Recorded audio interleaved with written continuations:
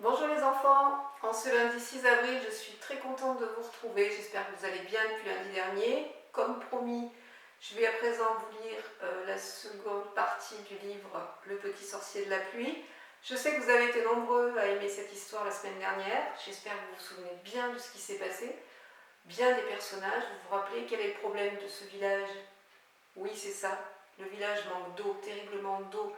Tout le monde a essayé de faire venir la pluie, mais personne n'y est parvenu. Et on s'était arrêté au moment où le petit sorcier, lui, pensait avoir trouvé l'idée pour ramener la pluie au village. J'espère que vous avez bien réfléchi, que vous avez fait des propositions à papa et maman, puis on va voir aujourd'hui si vous aviez raison ou si l'auteur en a décidé autrement. Nous allons reprendre l'histoire exactement à la page où je m'en suis arrêtée la semaine dernière pour voir ce qui va se passer. Les gens du clan étaient désespérés, ils n'avaient plus d'idée. « Il ne nous reste plus qu'à attendre de nous changer en cailloux secs, dirent-ils. Des hommes en colère envoyaient des boomerangs loin vers le ciel. Rien ne pouvait monter assez haut pour toucher le soleil. Beaucoup de femmes voulaient pleurer pour récolter leurs larmes, mais ce jour-là, même les larmes ne venaient pas. Petite Pluie, lui, n'était pas découragé. « C'est peut-être moi le petit sorcier de la pluie, se dit-il en montant sur le dos de l'émeu. Si l'eau ne tombe pas du ciel, nous la trouverons sous la terre. Partons, mon ami, allons chercher un puits. » Ils s'en allèrent dans le grand bush. En chemin, Petite Pluie croisa des animaux qui partaient ailleurs.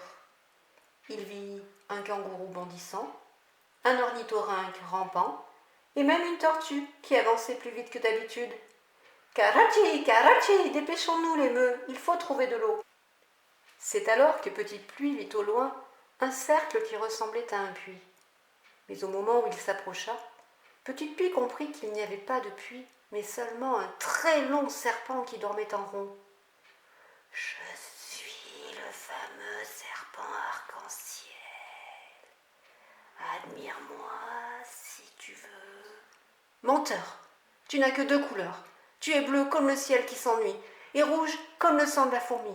En plus, tu es couvert de taches. »« Je vais te dévorer, siffla le serpent furieux. Quand je t'aurai mangé, tu renaîtras ailleurs, en garçon plus poli. À ces mots, le serpent montra ses crocs et fonça sur Petite Pluie. Petite Pluie ramassa aussitôt un bâton. Quand la bête ouvrit sa large gueule, le garçon y enfonça le bout de bois. Le serpent ne put que l'avaler. Il tomba dans la poussière, tout raide. Il essaya de glisser sur le sable, comme le font tous les animaux de sa race, mais il n'y arriva pas. « Digère ce repas, serpent à l'appétit plus grand que l'esprit. Ce bâton t'aidera à devenir quelqu'un de droit. » Derrière eux, l'émeu riait si fort qu'il faillit s'étrangler.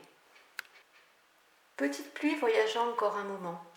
Il comprit qu'il ne trouverait pas de puits. Alors, une autre idée germa dans sa tête. Il réduisit de petites pierres blanches en poussière et y ajouta un peu de salive. Pas beaucoup, car il avait la gorge déjà fort sèche. Puis avec les doigts, il se peignit sur tout le corps des gouttes de pluie. « Je vais me montrer au ciel tout entier. Il verra ces gouttes sur moi. Elles sont si belles qu'il en sera jaloux.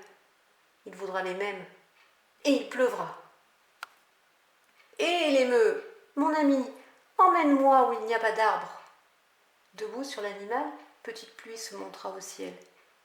Les belles gouttes blanches brillaient au soleil comme de l'argent. Le ciel commençait-il à être vraiment jaloux? Voulait-il imiter Petite Pluie? Le voilà qui devint sombre tout à coup. « J'ai senti une vraie goutte d'eau !» s'écria le garçon.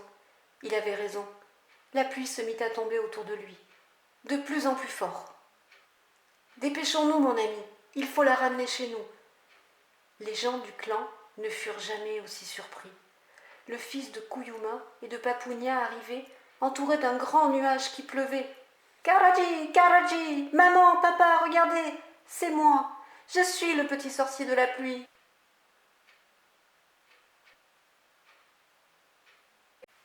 Voilà les enfants, l'histoire est terminée. J'espère que la fin vous a plu. Vous avez compris ce qui s'est passé.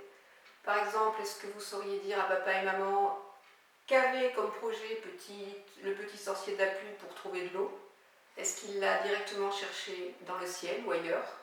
Quels animaux a-t-il rencontré aussi pendant ce long périple? Quel ami l'a aidé plus ou moins? Sur qui est-il monté pour pouvoir appeler cette pluie et la faire venir? A-t-il réussi? Toutes ces questions, j'aimerais bien que vous les posiez et que vous donniez la réponse à vos parents. Pour terminer, je vous ai envoyé un certain nombre de petites activités à réaliser au cours de la semaine, et notamment un petit défi. J'aimerais que, à partir de ce petit dessin, vous me fassiez un superbe tableau qui montre le petit sorcier de la pluie sur son émeu, en train de ramener la pluie au village.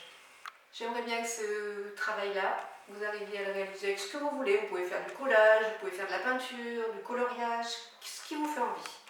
Ensuite, ça serait bien si vous pouviez m'envoyer la photo. Je répondrai toutes les petites photos et j'aurais fait un petit article sur le site de l'école. Ça serait formidable. Pour terminer, je sais aussi que dimanche prochain, vous allez faire la chasse aux œufs. Donc n'hésitez pas à faire des petits bricolages de Pâques, des petites choses comme ça. Et pareil, envoyer des photos, ça fait vraiment plaisir de vous voir. Quand on a des photos, on est ravis. Je vous souhaite à tous et à toutes une excellente semaine. Prenez bien soin de vous, faites bien attention à vous, amusez-vous, travaillez et je vous fais plein de bisous.